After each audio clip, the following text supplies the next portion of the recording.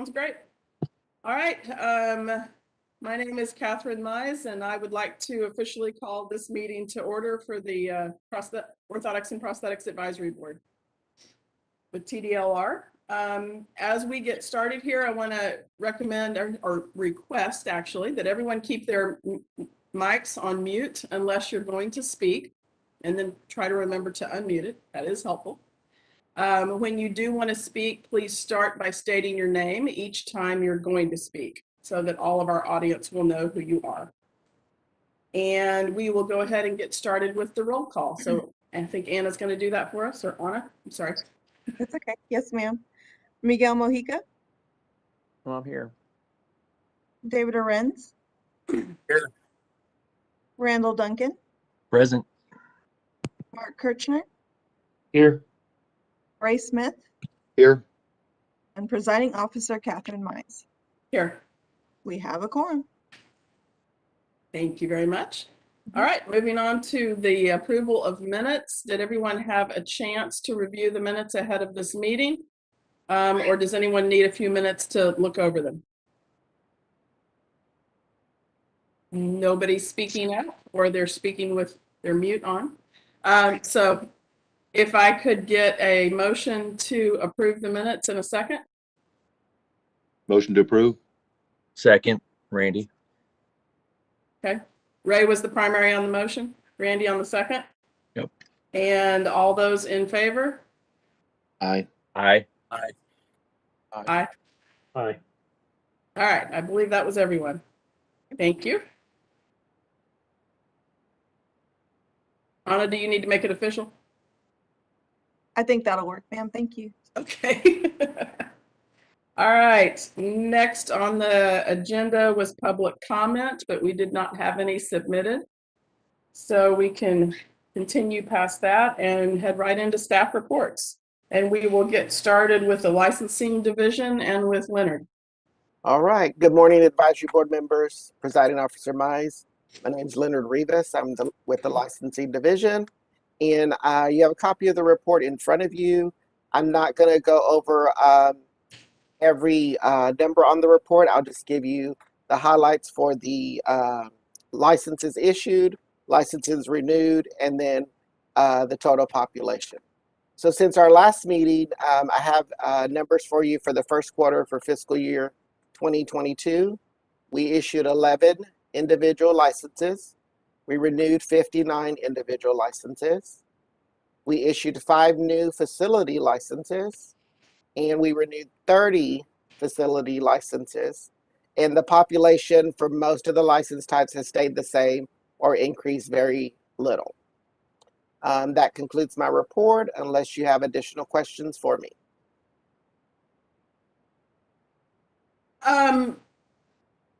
I do have one quick question. Sure. Do you all feel like that this is Catherine Mize.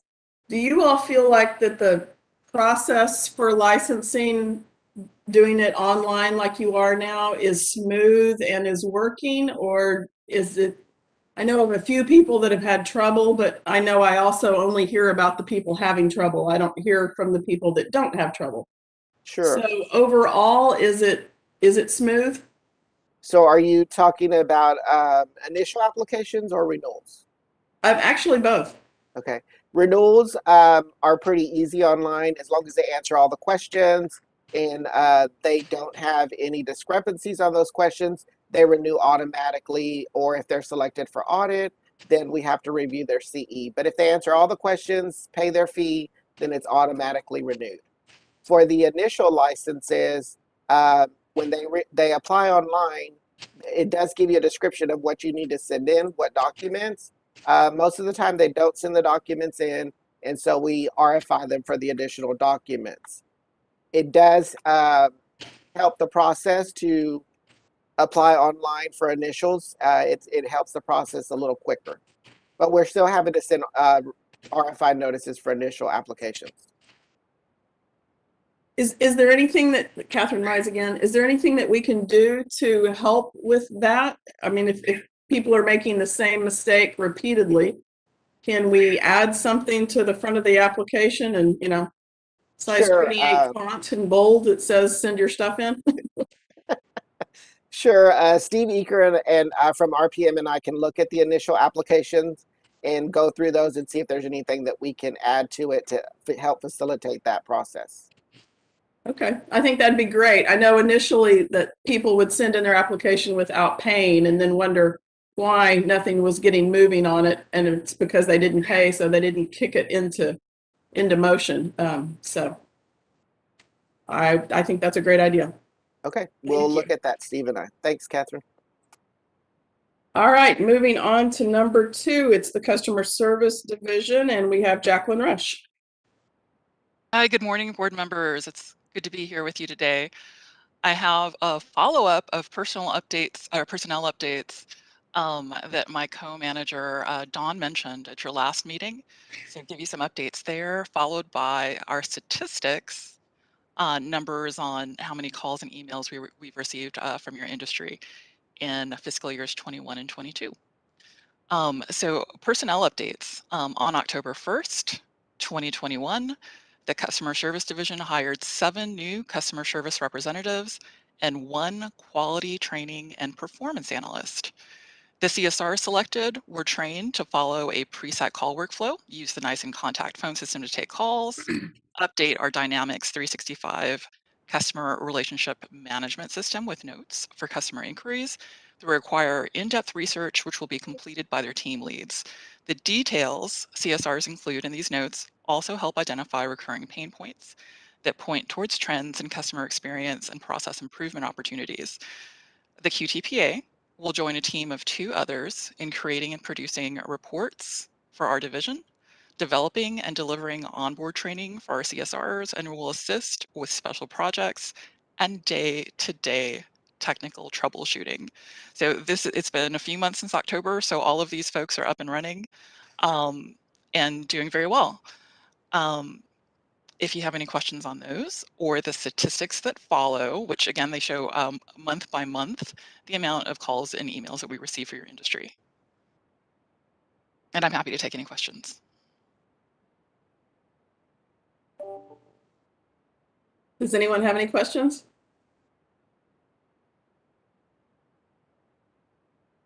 Okay, I have one.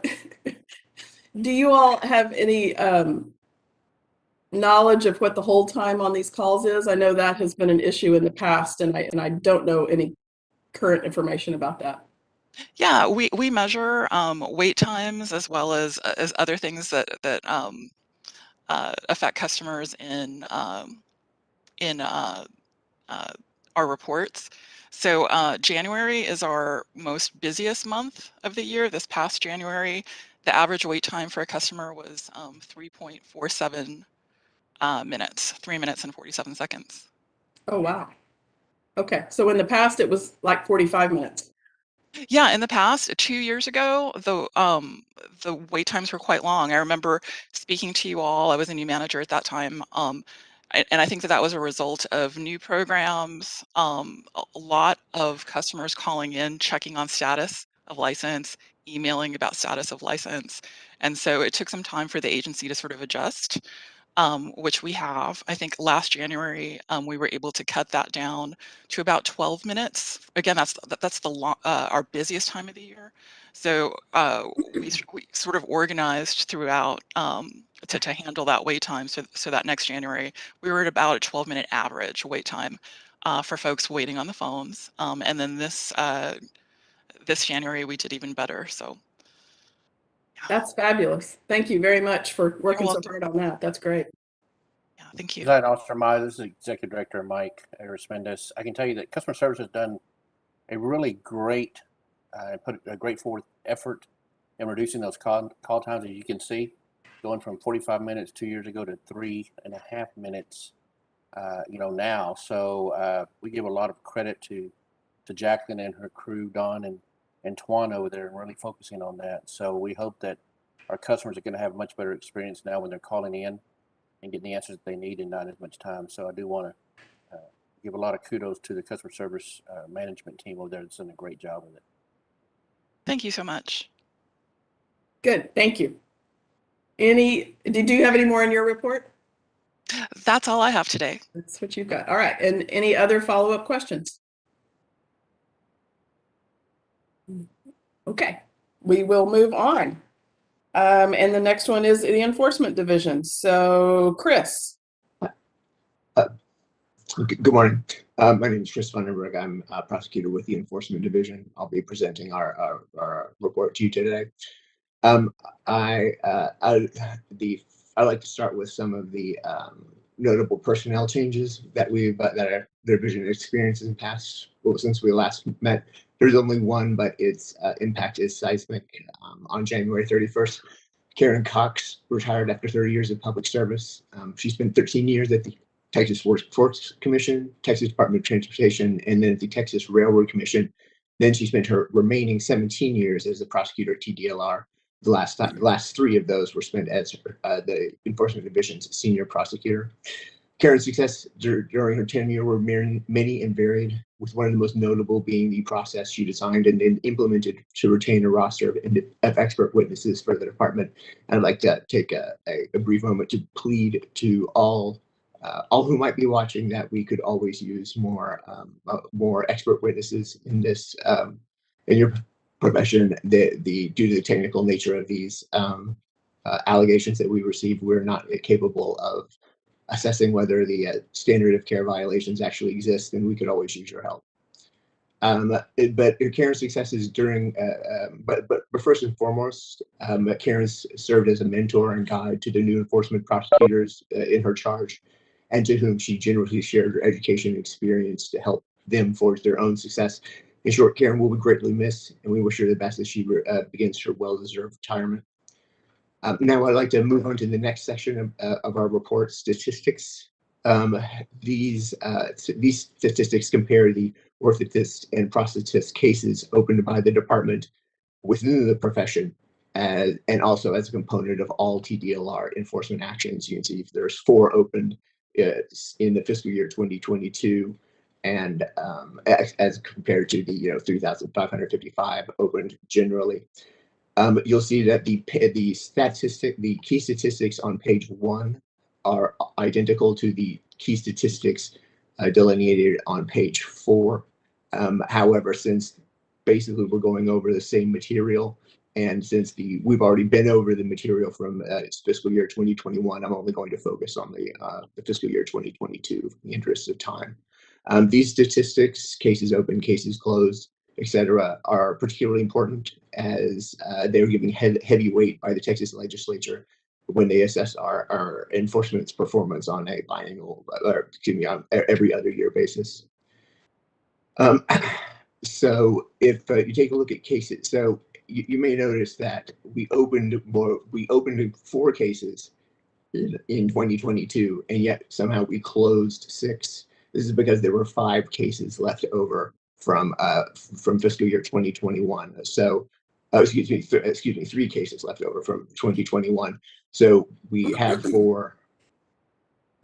I'm sorry, I said 3, I meant 5. We had 5 left over. We had opened 4 for a total of 9. We closed 6. So we've closed 2/3 of the cases that we've been assigned this year, which is, I think, speaks well to our efficiency in resolving these issues as they come towards us. Excuse me 1 moment. I want to make sure that I didn't miss anything. No, the remaining statistics are also positive. Our average time to resolve an orthotist and prosthetist case is half of the TDLR average, and 80% of our cases are closed within 6 months. These are both great results because they too are closely monitored legislative benchmarks. But I think as the next statistics makes clear, the number of cases ending in disciplinary action, it makes clear that we are not just, we are giving each of these allegations the attention and investigatory resources necessary to make sure that that we're properly vetting everything that comes towards us. Because again, these are technical and potentially life-threatening, I would say, outcomes, allegations, and so we want to make sure they each get the attention that they need.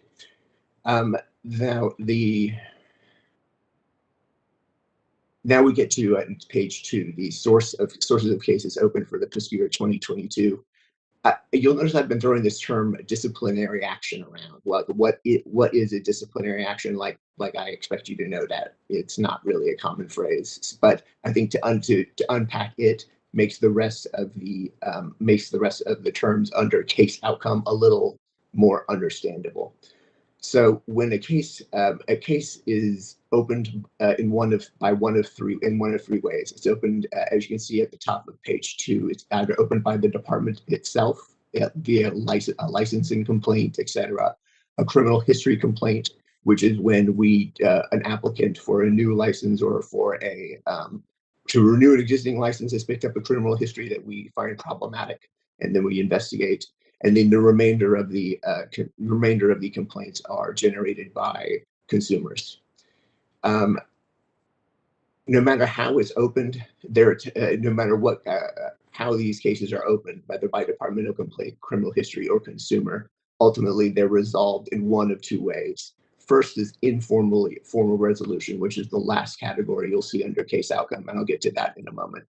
But the remainder of the categories under case outcome are disciplinary actions. Now, disciplinary actions, excuse me one moment. Disciplinary actions are one of several, can take one or several forms: administrative penalties, license sanctions. And when I say license sanctions, I run the gamut from revocation of the license to a probated suspension, meaning that if you stay on the straight and narrow, we allow you to keep your license and to allow you to continue to practice while you have while you're under that probationary period. The ultimate form that these disciplinary actions can take is can be through a default order, meaning we send you allegations, you don't respond, we win automatically. It can be an agreed order where the parties get together and agree to terms to resolve a case, generally at a reduced penalty. But the enforcement's goal really isn't punitive; it's to bring people into compliance more than anything else. We have to have revocation on the table for bad actors, but most aren't bad actors. Most are just made errors, and we're trying to bring them, to correct those errors. And so that is typically an agreed order, which is the lone case that was resolved this year was through agreed order, is how we prefer to resolve enforcement actions. But anyway, or it can also be resolved through litigation at the State Office of Administrative Hearing. But no matter what form a disciplinary action takes, the final case pleading must be affirmed with either the signature of either the departmental commission or alternatively our executive director.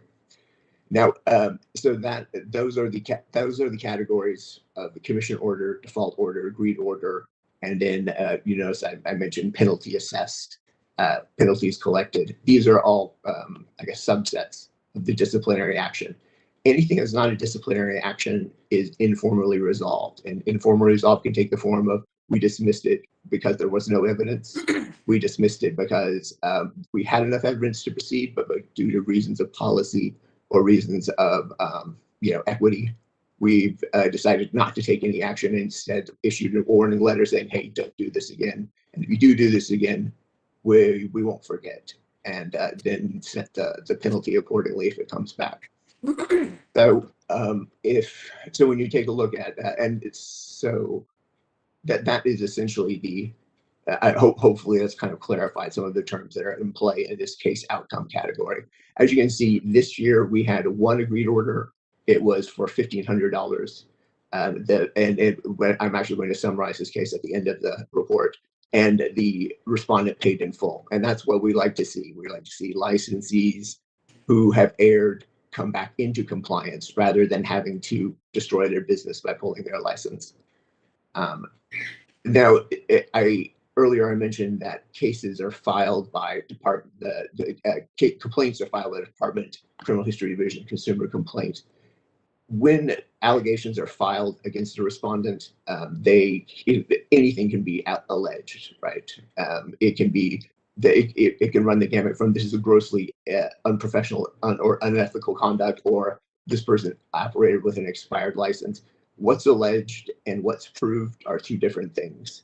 and you can see the alleged violations at opening for fiscal 2022. And this, I'm sorry, this is at the bottom of page 2. Run the gamut from unprofessional, unethical conduct, criminal history, unlicensed individuals, and then what was actually proven, what was actually agreed to in the agreed order. Oh, there was only one of those 5 made it. That person was operating with, and I should make this clear, an expired license, not unlicensed, not totally without a license, and that is the $1,500 collected that you'll see up above the section in the case outcome. So that's essentially a breakdown of what has happened, kind of the function of enforcement division and how that process has been in play in the orthotists and prosthetists profession this year. The second part of my report is basically the same thing over again, and we already went over this last year, so I won't ask you to sit through that once more. The only remaining new material is the case highlight. B&O Enterprises. This is the case I was referring to earlier. As you can see, at the last section 2, to remedy the unlicensed violations, they agreed to pay a penalty of $1,500. In this case, the respondent, a corporate entity, allowed a person with an expired license to perform services on the grounds of their licensed facility. Normally, we could pull their license over it, but we didn't. We talked to them. We got them into compliance. We assessed what I felt was an appropriate penalty, and we closed it. And again, this is enforcement's goal. 90% of the time is not punitive. It's to bring people into compliance with the laws and rules that we govern. And I think this case is a good example of that. That's all I have. Did you have any? I'm happy to answer any questions you might have. Any Mr. Funderburg? questions? Yes, Ray Smith. I do have a Yes. question. Going back to the case outcomes, Yes. and I can't see it on my screen now, but TDLR overall, you had there. Let's see. There we go. You had almost $1 million in penalties assessed and collected about 60%, not quite 60% of that or so. Yes. Can you elaborate on that at all? As to, are these people kind of just disappeared, or, I mean, I know that TDR licensing a lot of other people other than us. Right. Can you go into a little detail on that? I mean, I think it speaks well of y'all's profession that we got everything that we asked for, and also just how few cases were generated in this license class. But that aside, we regulate, I think, 33 programs, and many of them do not have as much invested in their particular licensure as y'all do. For example, like I mean, you have to go to your education. You have to go through a considerable amount of education. You have to go through a considerable amount of continuing education to maintain those licenses. Other licenses don't. So they do something wrong and they disappear. We send those selections to the attorney generals to see if we can make an attempt to have their criminal powers get the money for us. But a lot of times they've just absconded and we never see them again. I think that's the difference between, and that also is why we prefer to, rather than litigate these matters, try to enter into an agreed order, because that way, at least, not only are we able to bring them into compliance, we're also in communication with them. We know where they are, and it makes us easier to find them if they've stopped paying. But I mean, it's specifically, I can't really get into specifics as to why, because that the $1 million that you're looking at is every program that we regulate. Okay. All right. Thank you. I do have one more question for you. Sure. Regarding the Baker OMP case. Yes. Was that an old case that just now coming forward or getting resolved, or is that a fairly new case? See, well, it was, I can check on that for it. Actually, I say that technical issues are preventing me from getting into the details of it. But if you see it was alleged that on May 21st, 2021, is the date on the that the allegation was issued to the respondent. And so I would assume this was probably about, I don't think it could have been more than a year from that date, but I can find that out for you and get it Okay, back no, to you. that's fine. That's fine. Yeah. Okay. All right, thank you. Okay, thank you. Was there anything else? I do have a question. This is Catherine Sure. Mize. On the consumer complaints, Yes. which was roughly half. Yeah. What is the process? So somebody files a complaint Mhm. and it is initially looked at, and you all kind of triage that complaint and decide what type of complaint it is and what bucket it's going to go into for further investigation, or whether it merits being opened as a case at all. Can that process, from the time I hit submit on a complaint that I file, can you talk to that process?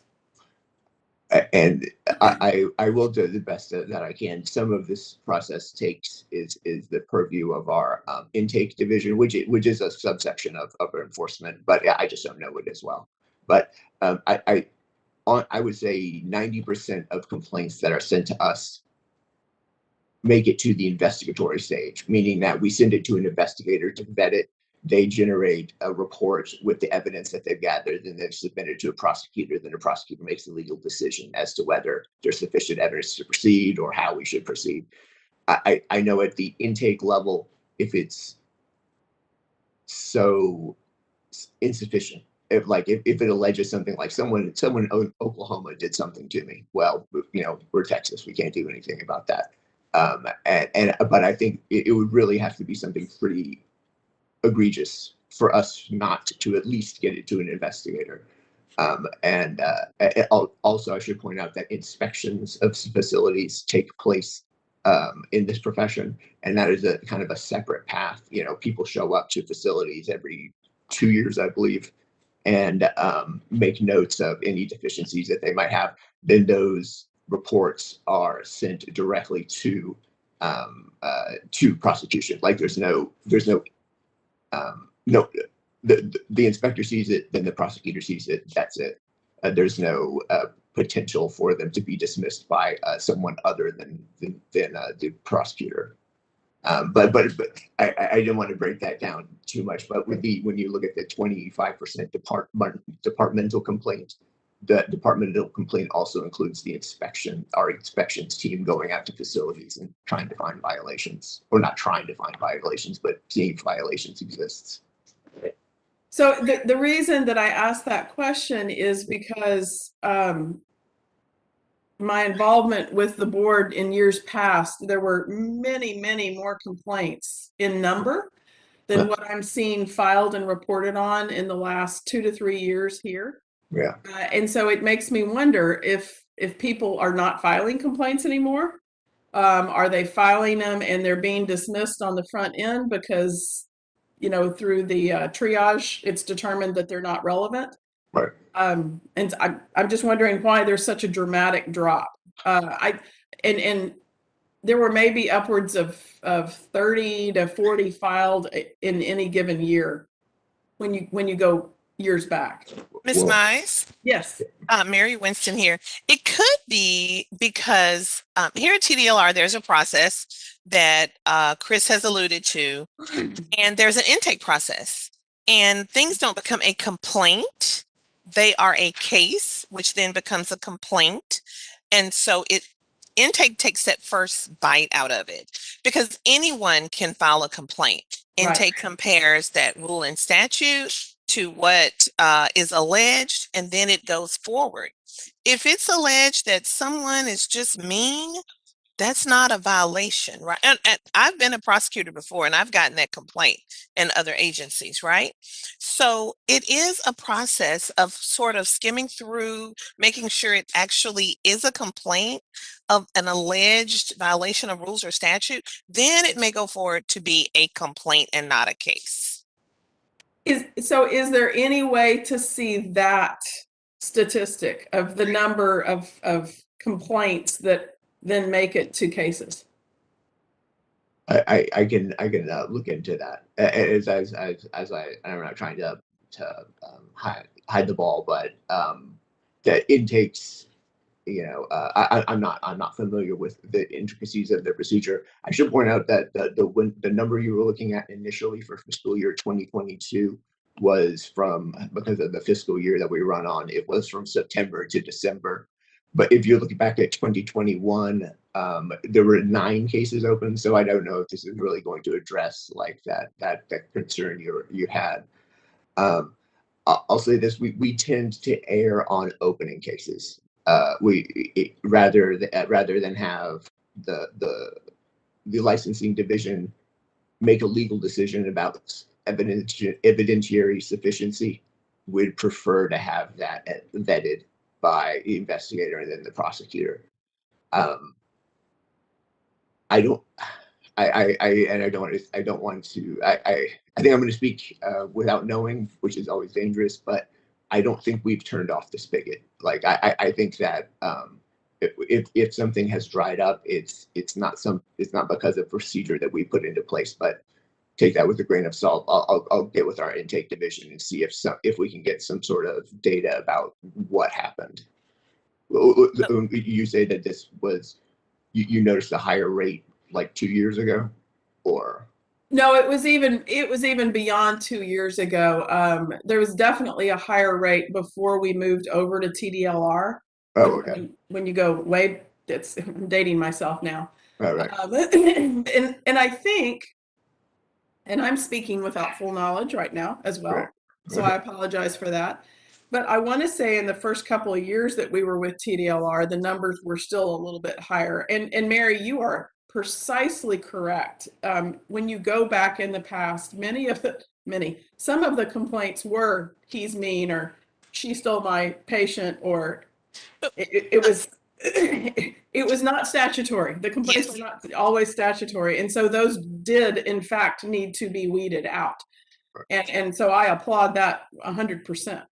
Catherine, I'm Mary just- Winston again. We can take a look at that. And Cheryl Wilson, if you're watching, Cheryl, that's our intake manager, and we'll see what we can dig down into. We don't know the exact statistics, but we can take a look and we can find out for you. Yeah, I asked the question because I don't want our profession and our public to adopt an attitude of, I'm not going to file a complaint because nothing's going to happen, or they're not going to listen to me. So, and I have no idea if that is the public sentiment at all. I have certainly not heard that from anybody recently. We get complaints, amazingly, the same kind of complaints. We have so many various types of folks in Texas, which makes Texas great. And it also makes it very interesting. And I'm getting stuff from our lead attorney manager, John Mitlock, in the background. So I'll be able to pull that up in a second and get those numbers for you. So no one seems to be deterred from complaining, but we're here. All right. Well, thank you very much. I appreciate it. So should we move on? Are we finished with this one then? No, I'm here if y'all need me, but yeah, I had nothing further. Okay.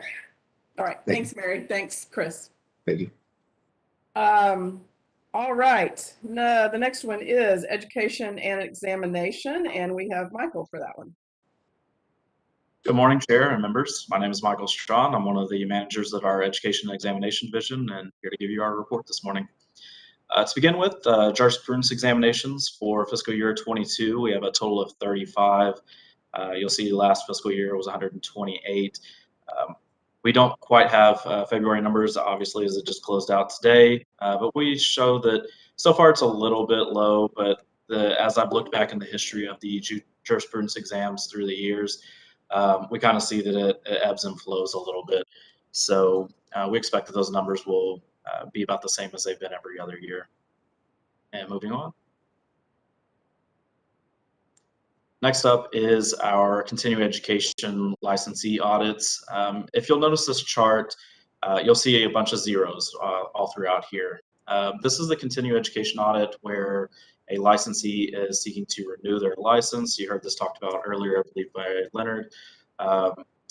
And they have their CE requirements, and the department does a routine audit at that point in time on a select number of individuals. During COVID, we had suspended that. There were a lot of CE courses that were unavailable for individuals.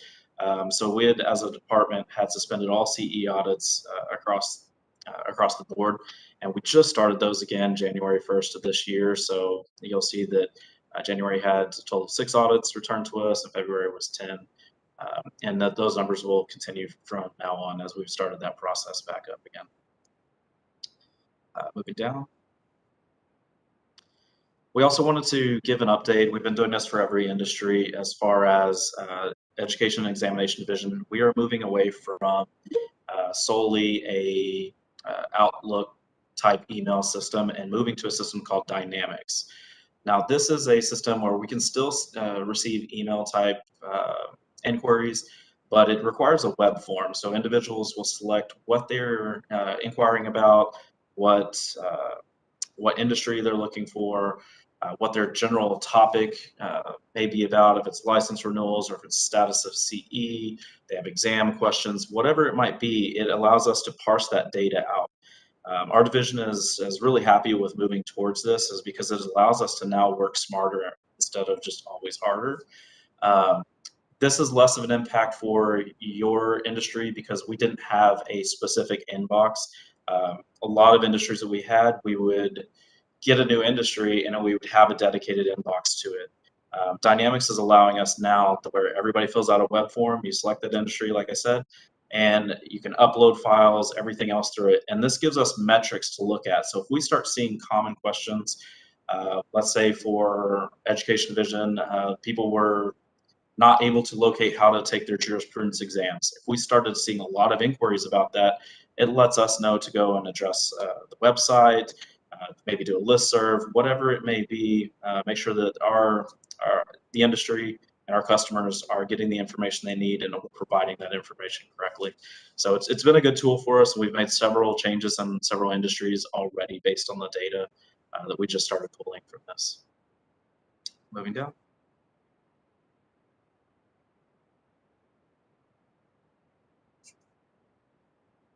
If you'll go down.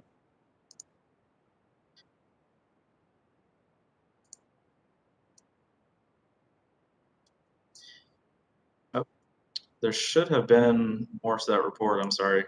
Can you go back up?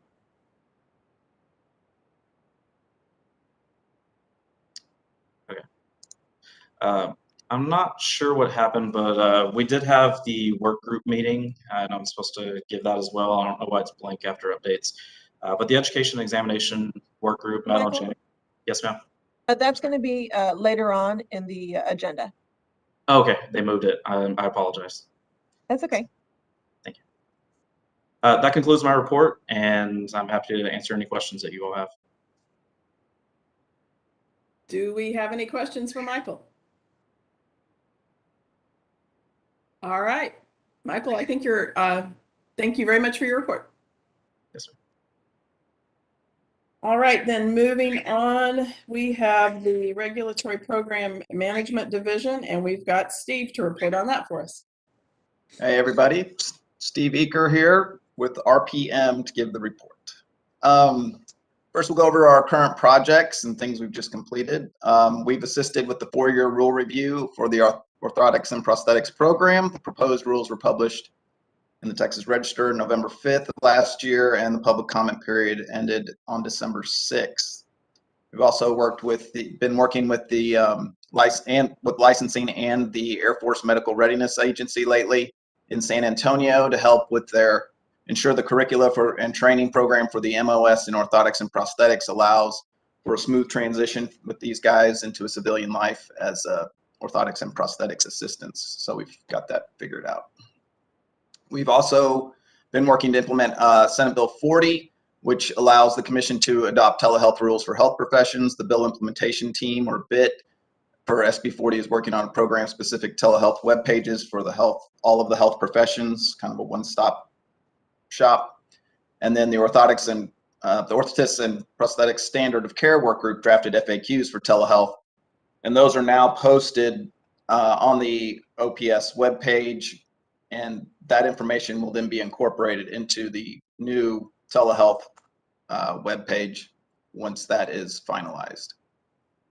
We've also been working with the Office of General Counsel and other divisions on draft rules for telehealth as a result of SB 40 in Chapter 51 and Chapter 100 of the Texas Administrative Code. And those rules were published January 28th, and the comment period closed today. So you've got a few hours if you want to comment. Staff have been working with other divisions in the agency to complete the TDLR Health Occupations Annual Report, which is included in your packet today. The report details revenue and expenses of the programs, current license, census, and licensing and complaint data for fiscal year 21 for all of our programs. And it can also be found on our main webpage under the agency reports. And myself, along with Stuart Myrick, we continue to support the Texas Division of Emergency Management State Operations Center in support of the COVID-19 pandemic response and any other disaster that happens to come our way. In terms of outreach, we've published volume 16 of the TDLR Health Monitor, and that went out in December. The latest issue can be found on our OPS webpage. Links to the previous issues can be found under the agency newsletters on the main TDLR webpage.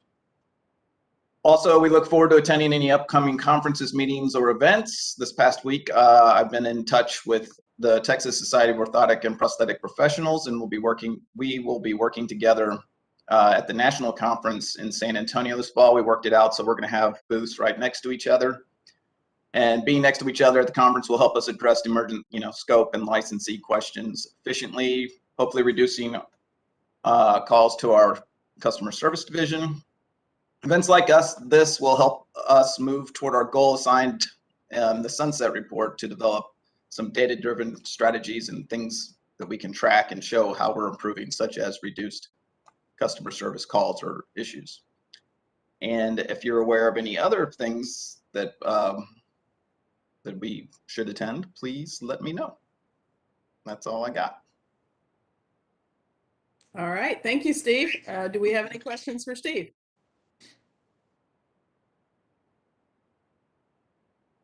All righty, then we can continue to progress, and we now are at the field inspections report, and we have Fernando to report on it. Yes, good morning. My name is Fernando Reyes. I'm the South Region Manager with Field Inspections, and I'll be giving you providing our short division report. We had some personnel updates, and it's not really updates as far as new personnel. It's more of a reclassification of our senior inspectors. We wanted to make sure that their work reflected their title, so we went ahead and had that done. Also, we bid farewell to a seasoned senior inspector, Abraham Delgado, who was our McAllen inspector. He'd been with us for 12 years and decided to take a second retirement. We wish him well. Statistics, we have fiscal year 21 and 22. Of course, we are wrapping up quarter number 2 in FY 22. This quarter, we've completed a total of 28 inspections. The first quarter of this fiscal year was a total of 48, which totals up currently at 76. We are moving ahead, as in compared to last year. So a little bit more inspections. We have some things with COVID restrictions kind of held us up, but we're back out there in the field and trying to knock these inspections out. Like I said, my report was very short. If you guys have any questions about field inspections,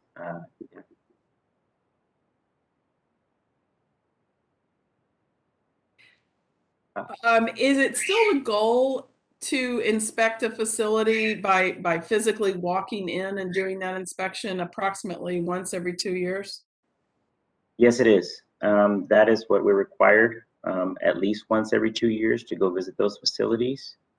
Like I said, COVID really held us back in doing that, especially in the O&P industry, where we knew we were going to be a lot of customers there, a lot of people that were being serviced there were elderly or things like that. And so we decided to hold back a little bit in orthotics just because we didn't want to, with COVID, we didn't know how to put anybody at risk or not do that. So, but now we've I think we've turned that around, and that is still a goal.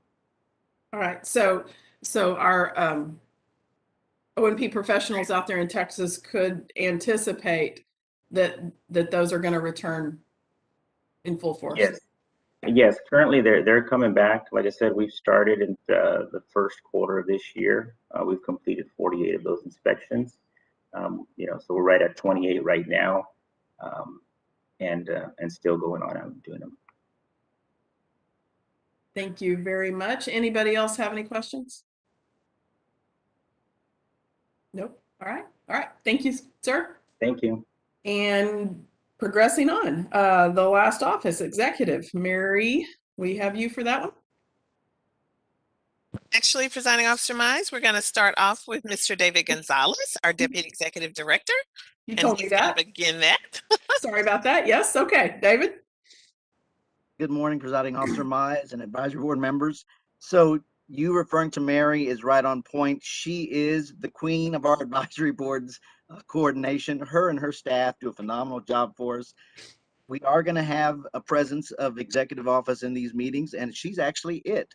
I'm having a little difficulty letting go. This is where I came from, the subject matter expertise of programs. I came from the program side, so I love showing up for these meetings. I think this is where we engage with the public and our advisory board members, and find out really what's going on with our program. As our executive director shared with you, we are going to be exploring different ways to have these advisory board meetings, and it's important that we really take the flavor of what's happening with each program and decide what's going to best work for us. Some of these reports that we give, some of the advisory boards take those reports and they don't have very many questions. Y'all are actually a very inquisitive group. Y'all have interest in these things. So we may have to work out how these reports are done in the future, whether or not we need to keep them in a verbal capacity, or if they're going to be written reports or hybrid, like we talked about in the past, looking to different ways to hold these meetings. Again, my name is David Gonzalez. I'm the Deputy Executive Director of Licensing Services here at this agency. And I'm going to start off by providing a pretty big personnel update for our agency, and then giving you a legislative session update as well. So the biggest news for our executive report is that Brian Francis has retired after 30 plus years of state service. So some of y'all may have already known that, but if you know Brian Francis, you know his personality was larger than life. We wish him well.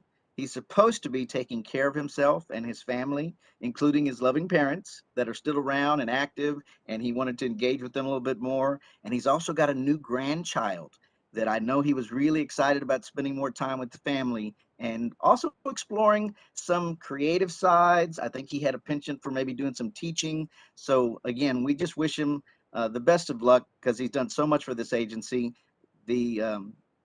You couldn't mention this agency without his name being mentioned in the same sentence, because he was such an icon for us. He's a big track fan, so I'm sure he's going to like the idea that I'm sharing with y'all, that he's really done everything, his due diligence possible, to make sure that the baton is handed to Mike Mendez, our new executive director, and so that we don't drop that baton, and that we're going to be running strong laps for these next few years. I know that Mike takes great pride in taking the baton from him. Mike Mendez, our new executive director, actually is no stranger to this agency. He was our chair of our commission, the governor appointed commission of this agency. So he was Brian's boss for a few years, going back to, I think, 2005. He's been working for this agency for 3 years now. And so he has been promoted to executive director of this agency. He and Brian both would have been the first to tell you that it's not the executive office that makes things happen on a daily basis. All those people that were giving you reports, it's them and our staff, that talented staff that we hire, that get the daily work done. They're the ones that are in the numbers and looking at the applications and talking to the customers. They're the ones that really get the work done. So we get to take a lot of credit at the executive level, but it's really those staff that are getting the work done. But I think it is important that you know who the leadership is at this agency, so that if there's a question or you have concerns, that you know who to contact and how to get a hold of them. So Mike Mendez, our executive director. Senior Deputy Executive Director, I think you've met her before, is Christina Kaiser. I know she wanted to be here today, but she had some other business. She's actually the Director over Enforcement, Regulatory Program Management, and Field Inspections, and I believe IT as well. Still learning where these chess pieces are going, so if I get something wrong, Mary, make sure to correct me. I'm David Gonzalez, and I proudly oversee the Licensing Division, Customer Service Division, Education Examination Division, and have been given new responsibilities for emergency response when we have disasters that we need to respond to, whether it's hurricanes, tornadoes. Those are new responsibilities for me. We also have an individual who's been working here for a few years. His name is Hemet Macon, and he was transferred to our agency, or came to our agency when the podiatry program came over. He used to be the executive director. Well, he's got a lot of talent and skills that we are going to be making use of. He was promoted to chief of staff of our agency, so he's going to be helping to oversee and provide leadership for our finance division, office of strategic communications, everything related to strategic planning, all those things. Hemet Macon is going to be a new name that you'll probably hear. He may even be showing up in some of these meetings on occasion. Another new name in our agency and our executive level is our IT division director, John Fowler. He came to us from the Texas Workforce Commission, and with 39 different programs, he has had to hit the ground running. He's done a phenomenal job learning what we're doing still. He's only been here I've been here 26 years. He's been here a few months, and already he's taken to heart all the things that we do and added value to the process, because we're looking to get into a new licensing system. He's already gotten on board and taken the lead on the things that we're doing to try to make that happen. So very glad to have Mr. John Fowler on board. A couple other divisions that I think are important to bring to your attention that report to executive office, but they're kind of the unsung heroes. You don't hear about them a lot because they're not program staff and they're not in the public limelight. But very important to take note of our general counsel, who they work behind the scenes a lot. Y'all are probably familiar with Brad Bowman, who's our general counsel, chief general counsel. But he has a great staff of attorneys that help us with all the work that we have to do related to rules and bill implementation. We don't do things without including our general counsel, because we want to make sure we're doing things right in accordance with statute. So that part of our agency that reports to executive is a very key part. General counsel obviously provides us all the legal advice that we would need to get our work done. There's also an Office of Project Management that's led by Kenny Wright. These are the people with 39 different programs, a whole bunch of different bills to implement. These are the people that keep us on track, give us schedules, and when we have a project that needs to get done, they're the ones that are helping us stay on track with those projects and those timelines. Very talented group of people there that report to executive office. And again, if they weren't keeping us and our calendars on point, we might lose hold of these different programs and what needs to be placed first. There's government relations, media communications, budget and strategic planning. All those people that are working behind the scenes, those are all directly reporting to executive office. And I think in the future, we're going to be providing you with probably a short report that includes some of the faces to put to the names. Again, we want you to be familiar with our agency executive office and know who to talk to if there's questions that come up. So some of these people are going to be people that you need to know who they are. One of them I want to make mention of that oversees our government relations is Steve Bruno. His contacts and relationships with the people across the street has been phenomenal for us and really been key to our success during legislative sessions to make sure that we're communicating with the legislators and answering their questions. We've got a new addition in that group as well. Julie Davis has joined our agency, and she's a great acquisition for us. She came to us from different places, but governor's office, past experience with that office. I think she's going to be a great addition to our agency, and it has already shown that in her input. Couple more divisions that report to executive office that I just want to make sure you're aware of. Human resources. they sometimes get pushed to the back burner a lot because their work just gets done. And the important thing for us is during the pandemic and during COVID-19 protocols, they were the ones that were taking the lead and making sure all of our staff were masked up and doing check-ins to make sure we were all healthy. They make sure our payroll is taken care of. If there's leave questions, if there's anything related to health and fitness that we want to try to keep our staff healthy while they're working long hours to get their work done, they're the ones that are in charge of keeping all of our staff in order, the hiring and the firing. That's kind of important to our agency. So Sharon Hamoya is our personnel attorney, and her deputy Charday. They're just phenomenal. They have a great staff and they keep us on track. And lastly, for personnel updates, we are definitely in the cyber world, and cybersecurity is a very important part of what we do, especially with hundreds of thousands of licensees. So Victoria Casas heads up a team that has us doing training on a regular basis because we deal with personal data, public information, personal information of individuals, all of our licensees. We need to be aware of how important that data is and the security of that data. So we all receive trainings. Everybody in this agency knows Victoriano's name because he's the one that keeps us on track with our training and keeps it in the forefront, makes sure that we're aware of the importance of this information. I'm going to end it there with our personnel updates. Those are some pretty key ones. I didn't even give you time to take a breath with the news about Brian Francis retiring, but we definitely wish him well. And we know that Mike, as our executive director, has big shoulders. He can handle this, and he's got a great staff.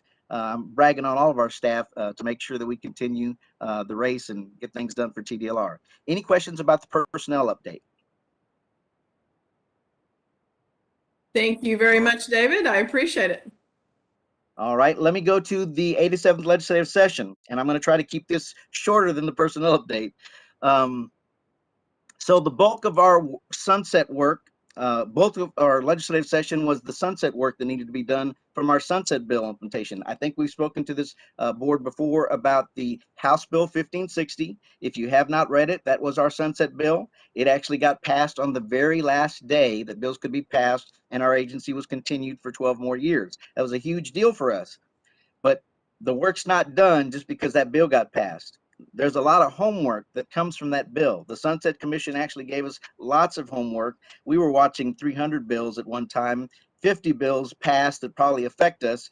And part of the sunset assignments is implementing those bills. So the general counsel I referred to, they're going to be working hard on rules.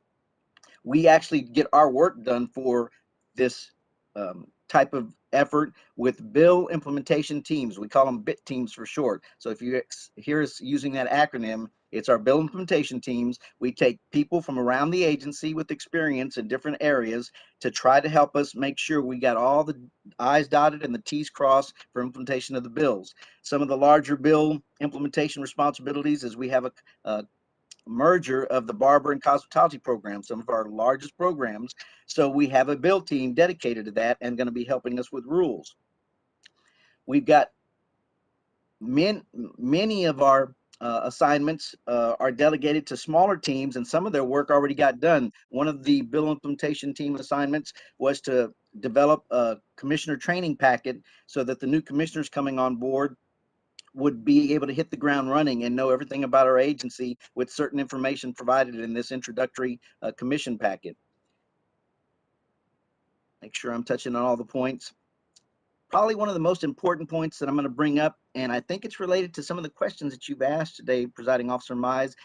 The Sunset Commission actually recommended that our agency become more data-driven, and they made recommendations in issue number 6 of the Sunset Staff Report, if you want to go look at it, that we needed to do a better job of collecting data and reporting it and using it throughout our agency.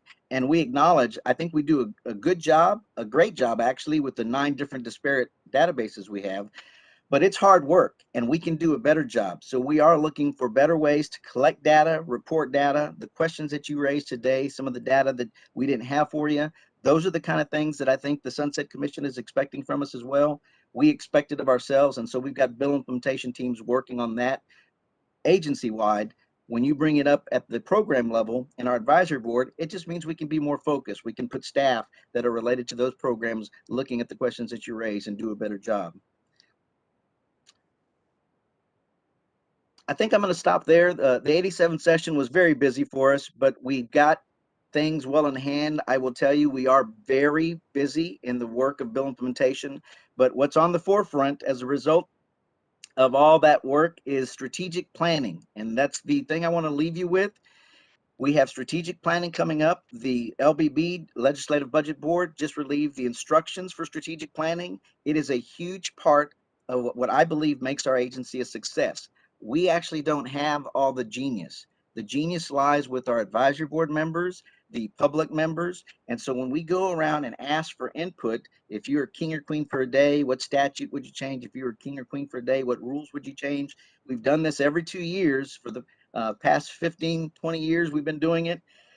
We need to hear from y'all. We need to hear from the public, and we are going to give you those opportunities because that is the secret sauce for our agency. Those are where we gather those ideas. We make sure we cull through them, make them coherent, and then we go back to the legislature with our plan based on the ideas we receive from the public on things we can do better, things we can improve on. So be ready, be prepared for invitations related to our strategic planning.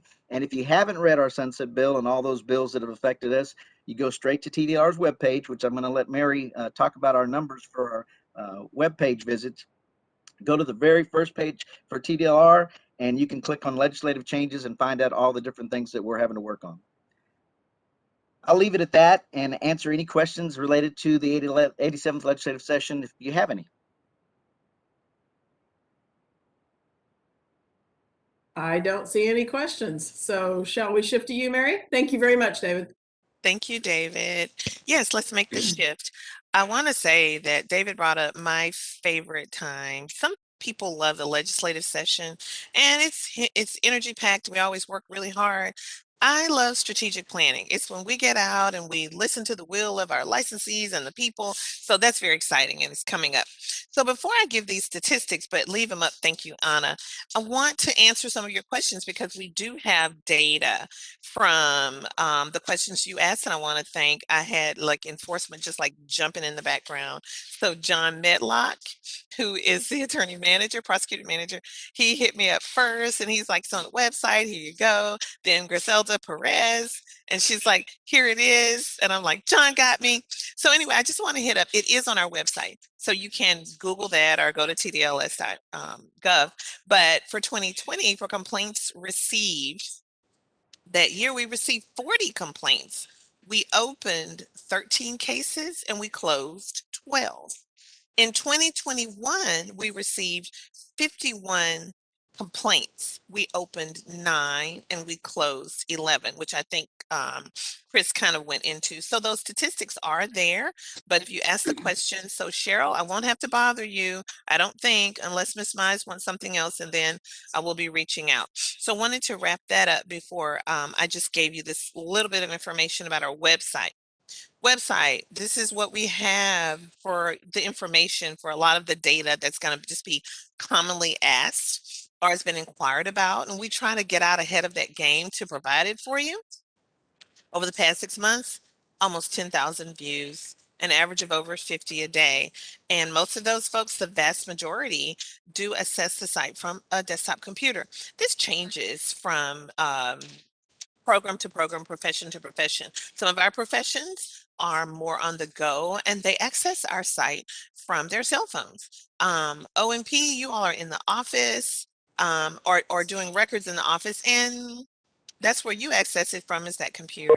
27% from the smartphone, 1% that tablet that's still hanging on. Top reasons, laws and rules, forms and publications, how to apply for a practitioner license, FAQs, and facility accreditation. This lets us know what's important in your field, what's being sought out in question, and we want to make sure we have that information in the forefront. And with that, that wraps up the executive report. If anyone else has any questions, or if you do, Presiding Officer Mize, please let us know. Me and David are here. All right. Yeah. So Mary, thank you very much for providing those that data prior to the rest of your report. Is this an appropriate time for me to do a follow-up question on that data? You can make that question now before our GC start to get to work here. What would you like to know? I'll see if we can get it for you. So, well, it's not anything that you need to necessarily get, but based on what you said for 2020, 40 complaints, 13 cases opened, and then 21, 51 complaints and 9 opened. So 32% of the cases, 32% of the complaints were actually opened into cases, and then the following year, 18%. And that's what it appears. Yeah. Yeah. So it's that process right there that I would like for the advisory board or some portion, or I would like some eyes into that, because that's a really low percentage. So that's getting opened into cases, and it could be absolutely justified. It could be perfectly on the mark. Right. On the other hand, it could be that there's some cases that the folks that are working in TDLR that are not completely in tune with orthotics and prosthetics, because we are a very unique and strange profession, as you guys have had the pleasure of finding out over the last several years. So I guess I'm concerned that there's a potential that some cases are not being opened when maybe it does deal with a standard of care issue, but whoever's triaging that case can't see that, or doesn't understand that, or doesn't know where to look to determine if that is the case. Let me take a look into that. I'm going to tell you it's highly unlikely that that is happening. However, I will take a look and kind of a deep dive. Cheryl, I will be reaching out to you because standard of care is taken very seriously. All of our cases are, but we also, it's like, I'm tired of saying it's an odd time. These are the new times, right? It's not odd anymore. We're used to it, or we should be, or we're getting there. But let me take a look into that. I'll meet with Cheryl Wilson, intake manager, and we'll kind of talk, and possibly Jessica Sanchez. Hi, Jess. That we'll take a look and see kind of what's been going on here. And even we have statistics going back earlier than 2020. I just pulled these off of our website. So we can kind of compare and contrast, and we'll do a little homework. And I am being hit up by another director in the background. Aha. A large number of complaints received come from criminal history referrals. And so that means that they're opened as a complaint because there's a criminal history involved in that applicant, and they're worked. So it's not going to go into a case. The complaint is jurisdictional. So it's opened for investigation. We have someone in enforcement, a prosecutor who deals, or two, with criminal history, and they handle it from there. So thank you, Ron Foster, Director Foster. I appreciate it. But we'll get you some like really in depth on that information, and I can get back with you. Okay, so to that point right there, more specifically, what I'm interested in looking at is the consumer complaints that are filed. Oh, okay. I can get that for you. Yes, what portion of consumer complaints that are filed actually turn into opened cases? So that is a different question, because the complaints that we gave you are overall complaints, right? So let me get that information for you. And Ron, I want to reiterate this for Ron, because I know you're using the word triage because we're talking medical stuff here, and we have a process. Ron's like, there's no triage here. And there isn't. There's a process, and he has a lot to be proud of.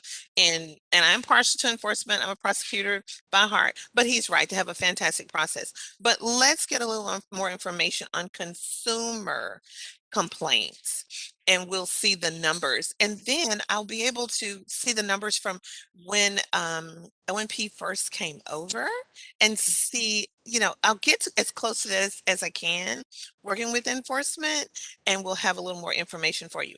If we can get that, and we should be able to before we get another meeting scheduled, we'll reach out and we'll provide that information to the advisory board as a whole. That's wonderful, Mary. I really appreciate that. And I think that Problem. this is an area where we need to gain the confidence of the public, and we need to gain the confidence of our professionals that work in this space, so that if they do unfortunately come across something that they feel is egregious, that they have the confidence to know if they make that complaint, it's going to be looked at. So I'm just looking to up the confidence of the public. Thank you very much. All right, so does that conclude your report then, Mary? That does conclude the report. And once I kind of take a deep dive with intake, and I'll kind of buzz John and Ron and whoever, we'll kind of see where the complaints are. Okay. It is just so unusual for anyone to, you have a good group here. You have a great profession. You have some fantastic practitioners, and there's not to say there's not wrongdoing or mistakes made, but we've dealt with professions in the past where it's not been great. We Yeah. may be dealing with some now, but it's not orthotists and prosthetists. But we'll take a look and I'll get back with you. That concludes my report. All right. Thank you very, very much, Mary. Appreciate it. All right, so moving on to the next agenda item. This is the discussion and possible recommendation on the proposed amendments to our existing rules. And I'm going to turn this over to Alex, our Assistant General Counsel, to walk us through where we are at this point. Thank you. Good morning, board members. I'm Alex Phipps with the Office of General Counsel here at TDLR. I'm here to present agenda item F, and this is going to be a package of rules that you saw for the first time back in October at your October 21st meeting. So this is a second look at that same rule package. This package was proposed on November 5th in the Texas Register, was open for 30 days for comments, and it closed on December 6th. We did not receive any comments from the public about this rule package. So that's 0 comments from the public on this package. As a result of that, staff has no recommended changes. We're bringing this package to you today to take a look at it and recommend that it be adopted by the Commission at their meeting on April 5th. So I'll give you a brief overview of this package, but again, this is what you saw back on October 21st with the changes that you asked for in that meeting. So no changes have happened since then, just to be clear. So just to give you a quick overview of what we have here, the first amendment we have is to section 114.20, that's the application section. We'll be making changes here to permit submission of official transcripts and references in a manner prescribed by the department. We're eliminating the requirement to submit proof of the jurisprudence examination at every other renewal. And we are removing outdated language regarding the disapproval of applications. The next section we're amending is 114.21, that's licenses and licensing procedures, by eliminating a reference to the jurisprudence examination and clarifying the language requiring display of a license at the primary location of practice or the place of practice and employment for the licensee. And you've noticed that I've mentioned the jurisprudence examination a couple times there. I'll also mention it again here in section 114.22. This section is examination for licensure as a prosthetist, orthotist, or prosthetist, orthotist. We are inserting a reference here to completing the jurisprudence examination before your initial licensure. And to explain what's happening here, we have removed all of these other references because the jurisprudence examination, as of today, is required at every other renewal cycle. The changes we're proposing in this rule package go through and remove those references because we are removing that renewal application requirement. However, the change in this section here in 114.22 makes it clear that that is still required for initial licensure. And there is in fact a 6-month requirement. So you have to take the jurisprudence examination within 6 months before your application. And that's the change that we're making here to clarify. Yes, you still have to take it before you're initially licensed. So I want to make that clear to remove any confusion there. I know we did have some discussion about that back in October. So I just wanted to make that extremely clear. We are not getting rid of the requirement for the jurisprudence examination at initial licensure. The other changes we're making in 114.22, we're removing some outdated language related to the administration of the examination by the department, as we now utilize a designee to administer the examination. And we're making clarifying changes in the section to reflect the current practice of the department and its designee around that examination. The next section that we're amending is 114.27. This is the assistant license section. The changes in this section are necessary because legal staff previously amended this rule in a way that created errors. And so that is completely on the staff of the department. There are errors inserted in the text as the text exists today. Unfortunately, that was due to errors. It was not due to any action by the advisory board or by the commission. And so the goal of this amendment is to revert that rule text back to the text that should have been in place prior to those mistaken amendments. If you look at those amendments, I'm sure it will look very familiar to you because that is how the rule read prior to the amendments back in September of 2018. The next section that we're amending is 114.29. This is the accreditation for facilities section. We're simplifying the submission requirements for changing a practitioner in charge or safety manager, and we're eliminating the references to submitting a fee for either of those.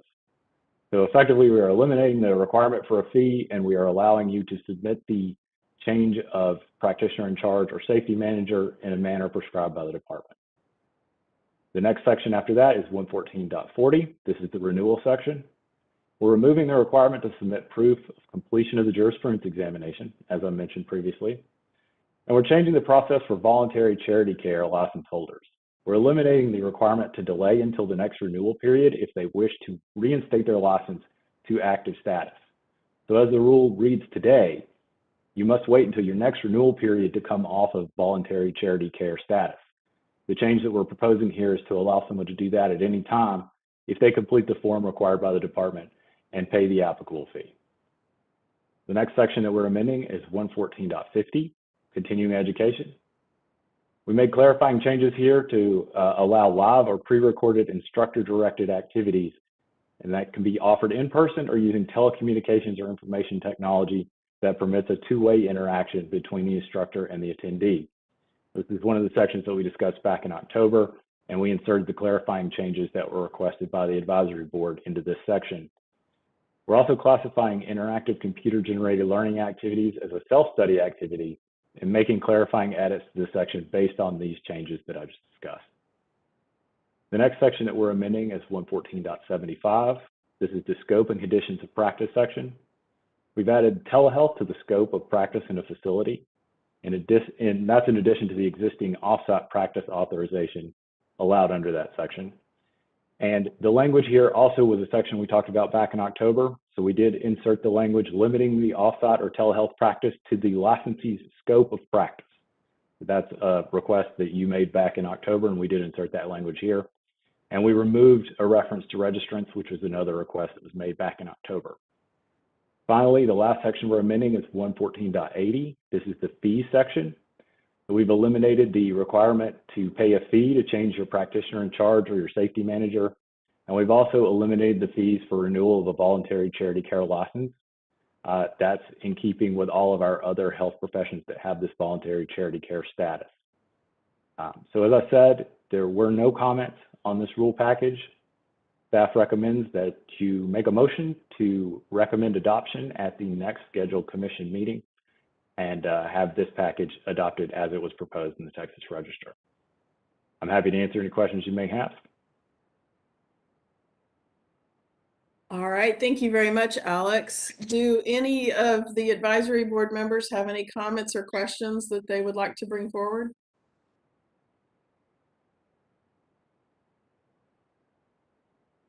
No one is speaking up. All right. In that case, I appreciate everything that you did, and I guess we're on the right track since there were no public comments. So, yeah. Do I have a motion to approve these changes? Randy Duncan, motion to send to the commission for approval and adoption.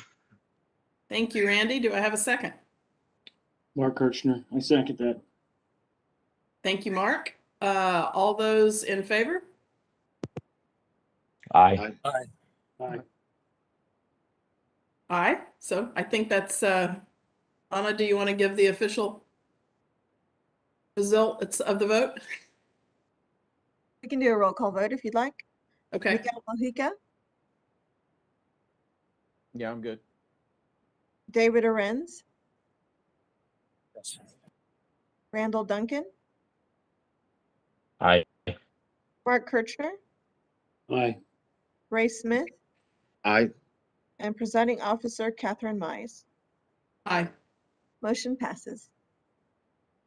Thank you, board members. Thank you very much, Alex. I appreciate that.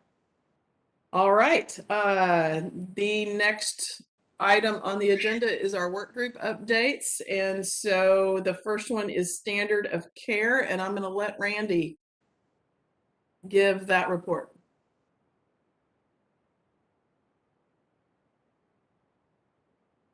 Can you hear me now?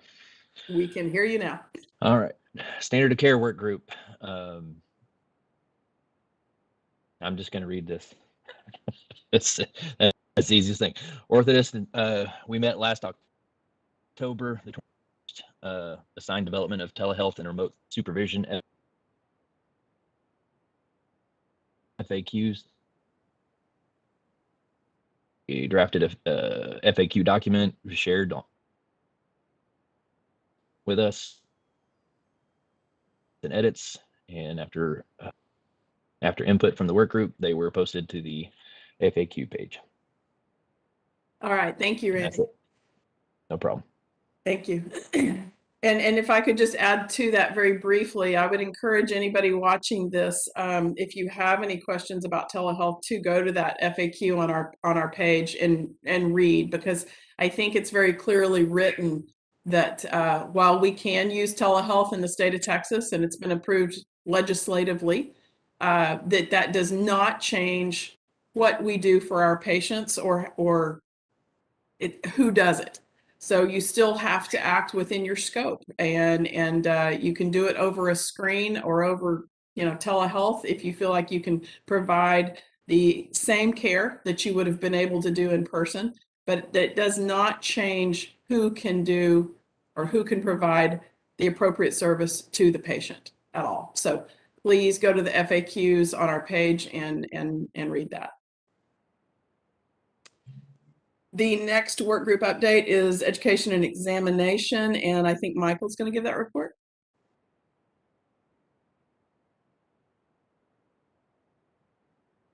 Good morning, Chair and members. Here to give the education examination work group report that I tried to give earlier when I jumped the gun. So the education examination work group met on January 27th, 2022 to determine if the human trafficking prevention training required by House Bill 2059 regular session for each license renewal should count towards the continuing education requirements for license renewal. The group decided to discuss as a proposal to modify the existing continuing education rule 114.50 to create a new category of continuing education credit for completing one of either the human trafficking prevention training or the jurisprudence examination. The possible changes will be this got moved, but they were you've heard them be discussed by Alex earlier in his report. The work group also discussed the CE audit process that I mentioned earlier in my other report, and went over the jurisprudence examination and a timeline of when E&E will start the process for updating that JP exam for this program. Very good, Michael. Thank you very much. Sorry. Any questions or comments on either of those work groups? Okay. Then we will move back to Alex and let him walk us through the recommendation and changes to allow this credit to be applied to the JP and the human trafficking courses. Alex? Thank you. Good morning again, advisory board members. Alex Phipps from the Office of General Counsel. So as you heard just now, we did discuss this in the education and examination work group. It's a little confusing exactly what we need to do here. And so the advisory board has a decision to make. And I've prepared a document that is in your materials with two different options. So effectively, we can go with option one, which is a credit for the human trafficking prevention training only. And so that would allow up to 1 hour of continuing education credit for completing the human trafficking prevention training. Or the other option that this board could consider is to give credit for the human trafficking prevention training and for the jurisprudence examination. To be clear, when we discussed this at first, we set it up as a either or, but there's really no reason to allow someone to choose between the human trafficking prevention training or the jurisprudence examination for continuing education credit. And the reason why there's no real reason to do that is everyone who has a license and is renewing that license has to complete human trafficking prevention training at every renewal cycle. So everyone will already have in one hand an option to be granted an additional hour of continuing education. So saying you can choose that or the jurisprudence examination effectively makes no sense. And so that's why we set up the options that we have here today, option 1 or option 2. Of course, there is an option 3, just to be clear. This is not required, and so the advisory board can choose to offer no continuing education credit for the human trafficking prevention training or the jurisprudence examination. And so I want to make it clear that that is one of the options you can choose. However, what I prepared were the 2 that we discussed and had briefly gone over in the work group. And so that's what you have in your packet. So you have option 1, which is just human trafficking, option 2, which is the jurisprudence and the human trafficking. So I'm happy to walk through those. I just want to make sure that I gave you the overview of those 2 sections, and both of those amendments would be within section 114.50, the continuing education rules section. So I'm happy to answer any questions you have or to explain further about which of those options you'd like to discuss.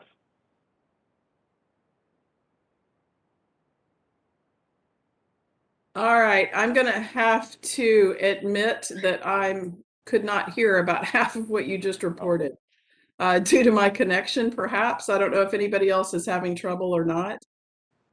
Is anybody else having trouble? I'm happy to repeat that just for your benefit. Just briefly, if you could go over option 1 and 2. I got the third one, but just better clarity for option 1 and 2. Absolutely. And if I am breaking up, please let me know, interrupt me, and I'll stop and try and turn up the volume on my computer. So effectively, the situation we have is option 1, which is the human trafficking prevention training only. So that would be credit for completing the human trafficking prevention training up to 1 hour of continuing education credit.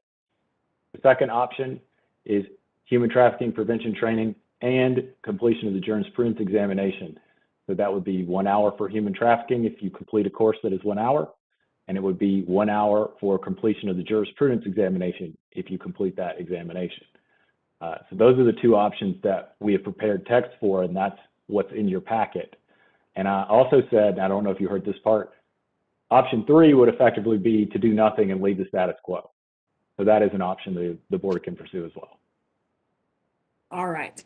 Now, and for clarification, the JP is now only required when you get a new license in the state. So that providing continuing education credit for that one is only going to occur once in your license with Texas. No. So this would be an option to take the examination again to get additional continuing education credit.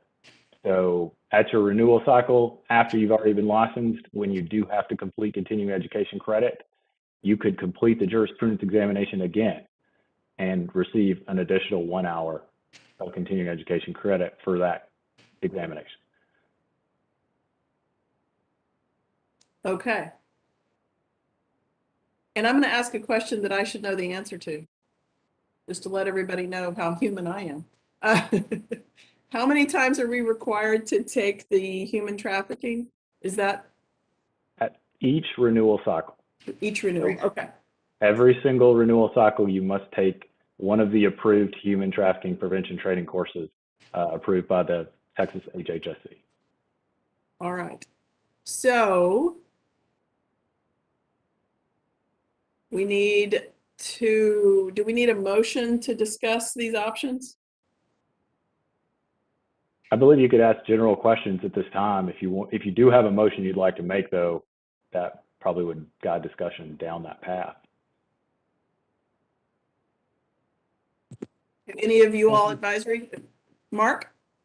Mark Kirchner. So when in the work group, we were kind of talking about, because it was required at every renewal for human trafficking, and it was not required for the jurisprudence, we were trying to figure out is, do you just give people credit as an hourly credit because they have to take it no matter what? So that's kind of where we talked about doing the either or. And I think Alex was going to try to put something together, and after trying to do all this, it didn't make any sense, is why we're talking about it again today.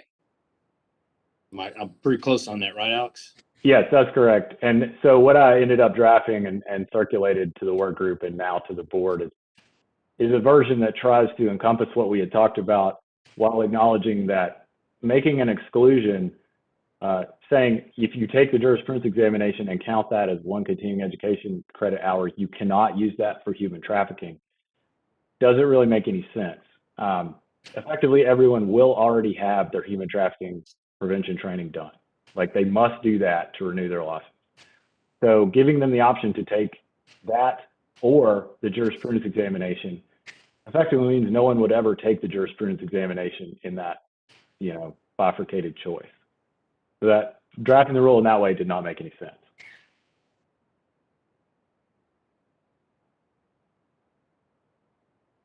Any other questions or comments from the advisory board?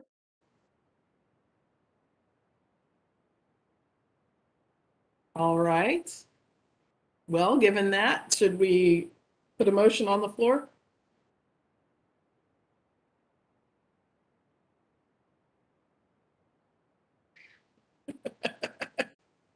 Okay, let me try this again.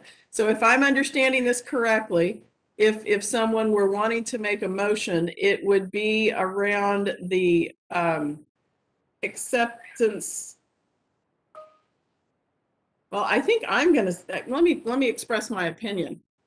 If we have to take the human trafficking and you spend time doing that at every renewal, then being granted credit for that hour of time, I think is justified. But the jurisprudence sounds like you're only required to take it at the beginning.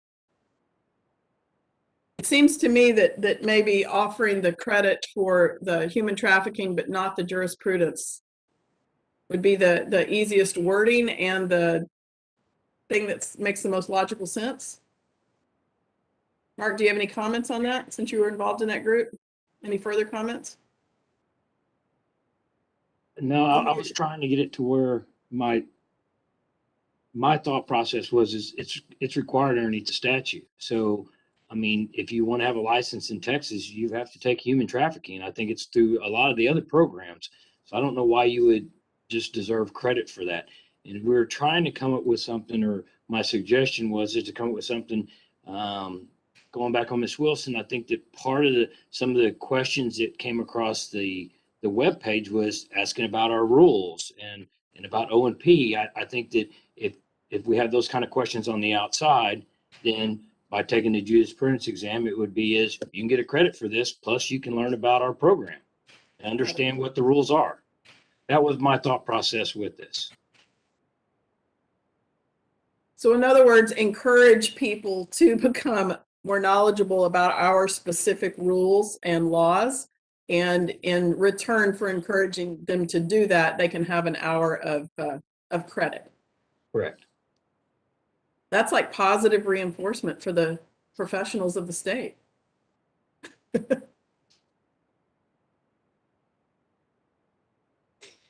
Mike, Ray, Randy, So I'm David, gonna make any a other? motion to give credit for both. And I agree with what's been mentioned. One of the problems we had in the past is people, if we do something to encourage them to at least look at them and give them some credit, I think that would be helpful. So I'll make a motion to give credit for both. Obviously, they'll get credit for the jurisprudence. Well, if they decide to take the jurisprudence, that'll be my motion. I agree with this, Ray Smith. I agree with option number 2, that if an individual wanted to, obviously you've got to take the human trafficking course, but if someone chose that they wanted to do the jurisprudence examination, let that work also. I mean, you put in time to do it. So I think either one or both of them. Would be a good option.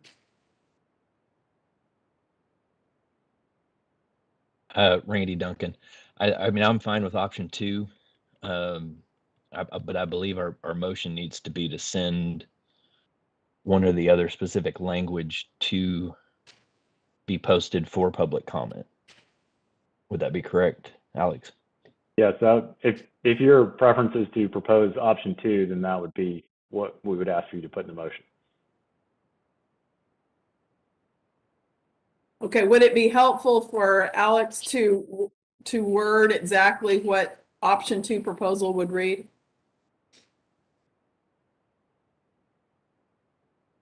Go ahead. Okay, I can just read it if that's helpful.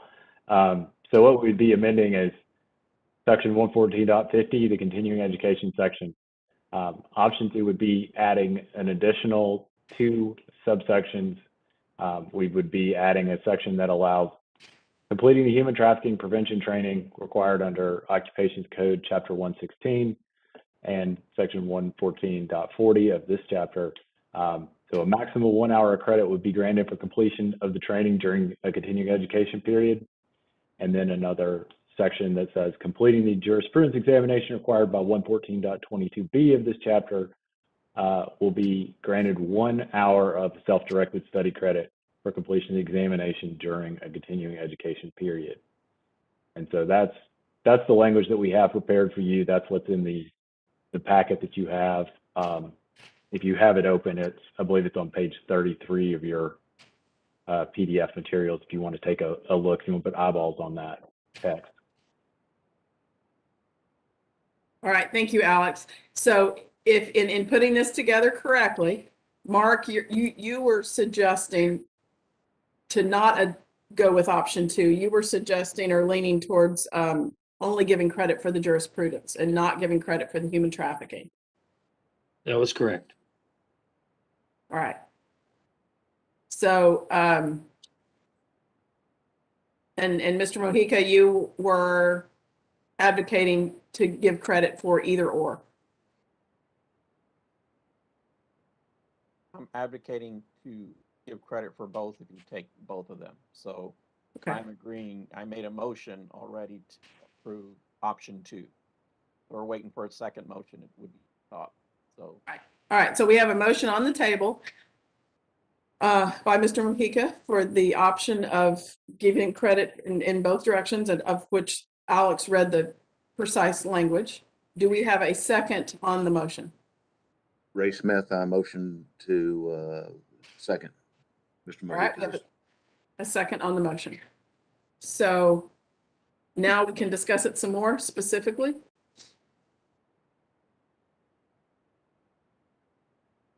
Randy, do you have any thoughts? Or David, do you have any thoughts? I have nothing additional. So what? I have nothing additional. So this is being proposed to draft for proposed rules and issue it for public comment, correct? Correct. Ms. Mize, would you like me to do a roll call to see where we stand? Sure. Okay. Miguel Mojica, Yay. David Arends, Aye. Randall Duncan, Aye. Mark Kirchner. Present. Do you vote for or against the proposed motion? Well, I guess it's I'm proposing something else. I would say nay then. Okay. Ray Smith Yes. and Catherine Mize.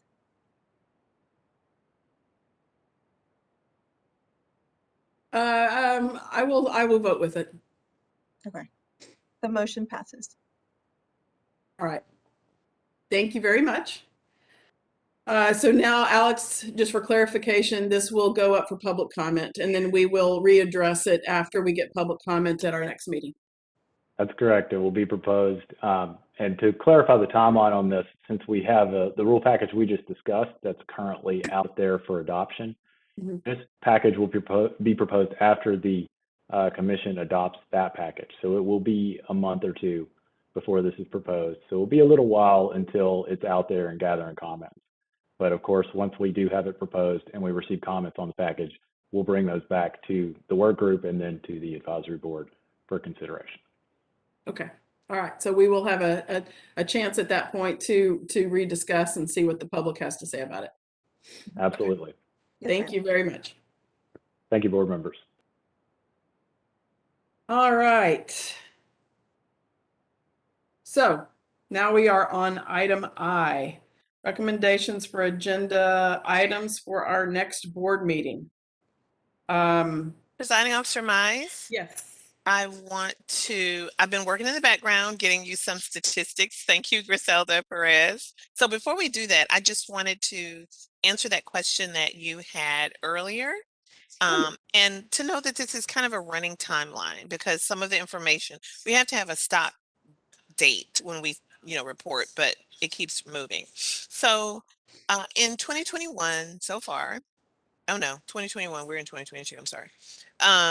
We had 43 criminal history complaints received. That means that extra review of somebody that comes in with a criminal background, and 2 of those were opened, which meant that a prosecutor reviewed and found that these people were good to go to practice.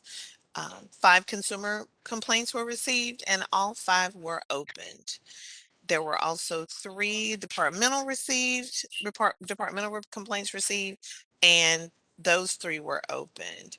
So we do have a running tally of what's going on, and this may not give you a complete picture, but it does kind of let you know that consumer complaints are being addressed because 100% of those are being opened. That is great information, Mary. And I would love, if possible, I would love for that information to be reported ongoing in our advisory board meetings. Because that does, I still can't tell exactly how each one of those consumer complaints is being handled, but at least it does tell us that they are being handled and taken seriously because the case is being opened around them. So Okay, I think that's making a note of that. We'll do that. Thank that'd you. be, yeah, that'd be great. Thank you very much. And so then I guess if standard of care is at issue in those cases, then one of the expert witnesses that has been signed up and approved of by the group That that's is doing right. that. Sorry. That is the current process. But that would So go to them. yeah. All right. Perfect. Thank you very, very much. Any other questions or comments around that from the advisory board members? Don't see any. All right. Thanks, Mary. So then back to the last, or one of the last agenda items, and that is any recommendations for agenda items for the next meeting from anyone? All right. Then, and please know, advisory board members, if you have agenda items that you would like to have considered at our next meeting, those can be submitted. And I believe, Anna, is it still a good idea to submit those to you, and you will then direct them to the proper channels to see if they're appropriate for the next meeting? I will. Thank you. Okay. Thank you very much. Then let's move on to the date and time for the next board meeting. Are there any recommendations for the next date? Well, since we are going to have the public comments from the item that we just discussed, I'd like to pull the board after we receive those back. Okay. Comments or questions regarding that? All right, so then we will wait for your email after that public comment time period. And I do believe that I can now say that this meeting is officially adjourned. So thank you very much for all those that attended and all your all's hard work behind the scenes from TDLR and advisory board members. Thank you for your time, and we will officially adjourn this meeting. Thank you so much, board